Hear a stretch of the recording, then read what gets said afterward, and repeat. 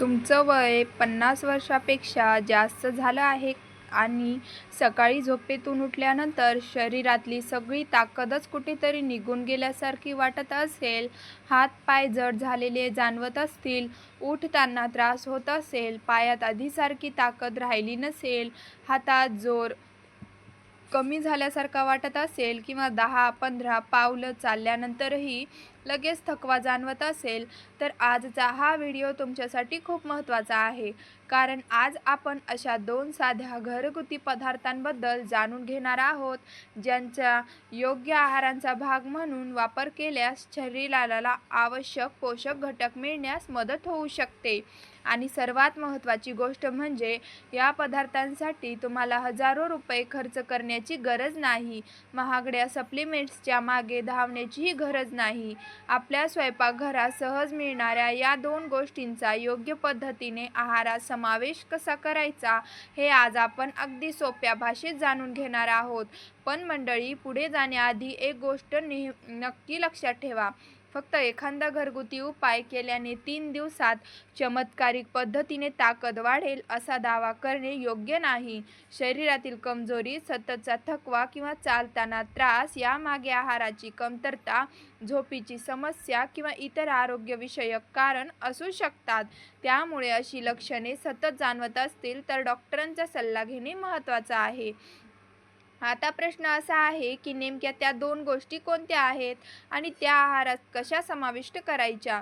कारण पदार्थ कोणता आहे हे माहिती असण्यापेक्षा तो किती प्रमाणात घ्यायचा, कोणत्या वेळी घ्यायचा आणि कोणाला टाळायचा हे समजून घेणं जास्त महत्त्वाचं आहे. आणि याच 2 पदार्थांची माहिती पुढे सांगणार आहे. म्हणून व्हिडिओ शेवटपर्यंत नक्की पहा.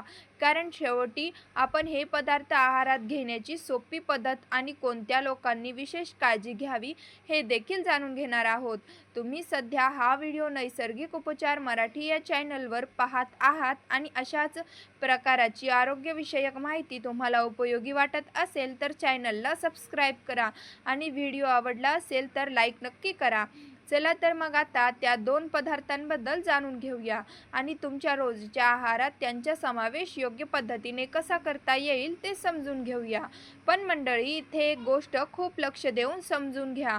कोणताही पदार्थ कितीही पौष्टिक असला तरी त्याच प्रमाण आणि तुमच्या शरीराची गरज समजून घेणं महत्त्वाचं असतं. एखादा पदार्थ जास्त खाल्ला म्हणून फायदा जास्त होईल असं नसतं.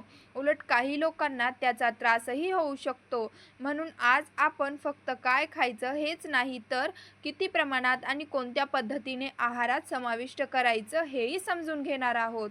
सर्वात आधी तुमच्या शरीरात नेमकं काय होतंय हे समजून घेऊया. कारण शरीरातील कमजोरी कशामुळे आहे हे समजलं तर योग्य आहारांची निवड करणं सोपं होतं. वय वाढल्यानंतर स्नायूंची ताकद आणि शरीराची कार्यक्षमता हळूहळू कमी होऊ शकते.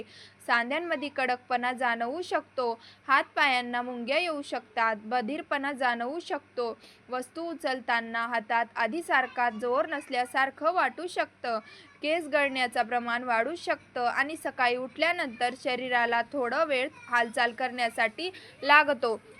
यापैकी काही गोष्टी तुम्हालाही जाणवत आहेत का? जर हो, तर त्याकडे फक्त वय झालं म्हणून दुर्लक्ष करू नका. सतत कमजोरी, मुंग्या, बधीरपणा किंवा चालताना त्रास होत असेल तर त्यामागे पोषणाची कमतरता किंवा इतर कारण असू शकतात आणि योग्य तपासणी करणं गरजेचं आहे. अनेक जण अशा वेळी स्वतःहून टॉनिक, कॅल्शियमच्या गोळ्या किंवा वेगवेगळ्या सप्लिमेंट्स घेण्यास सुरुवात करतात. पण प्रत्येक व्यक्तीला एकच सप्लिमेंट किंवा एकच पदार्थ उपयोगी पडेल असं नाही. शरीराला आवश्यक पोषण देण्यासाठी संतुलित आहार हा सर्वात महत्त्वाचा आधार आहे. आता आपण ज्या पहिल्या पदार्थाबद्दल बोलणार आहोत तो आपल्या घरात अगदी सहज मिळतो आणि तो म्हणजे शेंगदाणा. शेंगदाण्याचे नाव ऐकून तुम्ही म्हणाल, अरे शेंगदाणा तर आम्ही नेहमी खातो, यात नवीन काय आहे? पण मंडळी, थोडं थांबा, इथे महत्त्वाचं आहे. ते शेंगदाण्याचा प्रकार नाही तर तो तुमच्या आहारात कसा आणि किती प्रमाणात घेतला जातो. शेंगदाणे हे protein, healthy fats, magnesium, phosphorus, niacin आणि इतर अनेक पोषक घटकांचे चांगले स्रोत आहेत. त्यामुळे योग्य प्रमाणात शेंगदाण्याचे समावेश संतुलित आहारात केल्यास शरीराला आवश्यक पोषण मिळण्यास मदत होऊ शकते. पण एक महत्त्वाची गोष्ट, घुंगरू शेंगदाणा खाल्ला की 3 दिवसात घोड्यासारखी ताकद येते.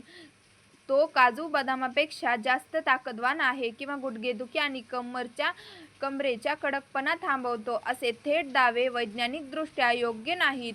शेंगदाणे पौष्टिक आहेत, पण ते कोणत्याही आजारांवर औषध नाहीत. म्हणून शेंगदाण्याकडे स्वस्त आणि पौष्टिक आहाराचा एक भाग म्हणून पहा, चमत्कारी औषध म्हणून नाही. आणि मंडळी, पुढचा मुद्दा तर आणखी महत्त्वाचा आहे, कारण शेंगदाणे कोणत्या पदार्थांसोबत घेतले तर तुमच्या आहाराला आणखी चांगलं पोषण मिळू शकतं, किती प्रमाणात योग्य राहू शकतं आणि कोणत्या लोकांनी शेंगदाणे खाताना विशेष काळजी घ्यावी, हे आपण पुढे पाहणार आहोत. तुम्ही हा व्हिडिओ नैसर्गिक उपचार मराठी या चॅनलवर पाहत आहात. अशा सोप्या आणि उपयोगी आरोग्यविषयक माहितीसाठी चॅनलला सबस्क्राईब करून ठेवा, कारण पुढचा पदार्थही आपल्या रोजच्या आहारात सहज मिळणार आहे. पण मंडळी, शेंगदाणा आणि मनुका यांच्याबद्दल बोलताना एक गोष्ट अगदी स्पष्ट समजून घ्या. हे पदार्थ पौष्टिक आहेत, पण ते कोणत्याही आजारावरचं औषध नाहीत. हाडांमधला आवाज, हातपायांना येणाऱ्या मुंग्या, केस गळती, दृष्टी कमी होणे किंवा सततचा थकवा यामागे वेगवेगळी कारणे असू शकतात. त्यामुळे अशी लक्षणे वारंवार जाणवत असतील तर फक्त घरगुती उपायांवर अवलंबून न राहता डॉक्टरांचा सल्ला घेणे महत्त्वाचं आहे.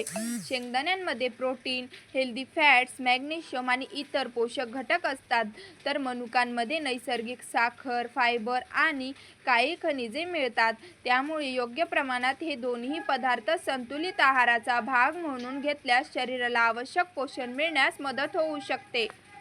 आता प्रश्न येतो, हे दोन्ही पदार्थ एकत्र कसे घ्यायचे? तर यासाठी कोणतीही अवघड पद्धत करण्याची गरज नाही. रात्री झोपण्यापूर्वी साधारण 20 ते 25 शेंगदाणे यांनी 8 ते 10 काळ्या मनुका स्वच्छ पाण्यात भिजत ठेवू शकता. सकाळी ते गाळून नीट चावून खा. मात्र प्रत्येकाची गरज आणि पचनशक्ती वेगळी असते, त्यामुळे प्रमाण जबरदस्तीने वाढवू नका. आणखी एक महत्त्वाची गोष्ट, 25 ते 30 शेंगदाणे आणि 10 ते 12 मनुके घेतलेच पाहिजेत. त्यापेक्षा कमी घेतलेले तर फायदा होत नाही आणि जास्त घेतलं तर नुकसान होतो, असा ठराविक नियम नाही. तुमच्या आहारातील इतर पदार्थ, वजन, पचनशक्ती आणि आरोग्याच्या स्थितीनुसार योग्य प्रमाण बदलू शकतं. तसंच हे फक्त 3 दिवस घेतल्याने कमजोरी, चक्कर किंवा सांधेदुखी कायमची दूर होईल असेही समजू नका. पौष्टिक आहाराचा फायदा नियमित आणि संतुलित आहारासोबतच होतो. 3 दिवसात काही चमत्कार होण्याची हमी देता येत नाही. मंडळी, आपल्या जुन्या पिढ्यांच्या आहारात शेंगदाणे, कडधान्य, डाळी, धान्य, फळं आणि सुकामेवा अशा नैसर्गिक पदार्थांचा मोठ्या प्रमाणात समावेश असायचा. आजच्या धावपळीच्या जीवनात आपण अनेकदा या साध्या आणि पौष्टिक पदार्थांकडे दुर्लक्ष करतो आणि लगेच सप्लिमेंट्सकडे वळतो. पण शरीराला मजबूत ठेवण्यासाठी फक्त एकच पदार्थ नाही, तर पुरेसे प्रोटीन, विविध भाज्या, फळ, धान्य, योग्य प्रमाणात फॅट्स, पुरेशी झोप आणि नियमित शारीरिक हालचाल या सगळ्यांचा समतोल महत्त्वाचा आहे. आणि हो, जर तुम्हाला शेंगदाण्याची किंवा मनुक्यांची ॲलर्जी असेल, मधुमेह किंवा इतर काही आरोग्यविषयक समस्या असतील, तर हे पदार्थ रोजच्या आहारात मोठ्या प्रमाणात सुरू करण्यापूर्वी डॉक्टरांकडे किंवा आहारतज्ज्ञांचा सल्ला घ्या. म्हणूनच आजपासून एक छोटासा बदल नक्की करून पहा. महागड्या वस्तूंच्या मागे धावण्याऐवजी आपल्या रोजच्या आहारात पौष्टिक आणि नैसर्गिक पदार्थांना योग्य जागा द्या.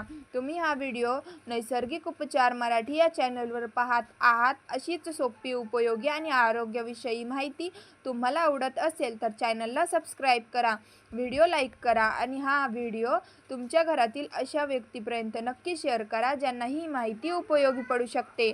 आणि कमेंटमध्ये एक गोष्ट, तुमच्या रोजच्या आहारात शेंगदाणे आणि मनुका यांचा समावेश आहे का? तुमचं उत्तर आम्हाला नक्की वाचायला आवडेल. पुन्हा भेटूया अशाच एका नवीन आणि उपयोगी आरोग्यविषयक माहितीसोबत. तोपर्यंत स्वतःची काळजी घ्या, संतुलित आहार घ्या आणि निरोगी राहा.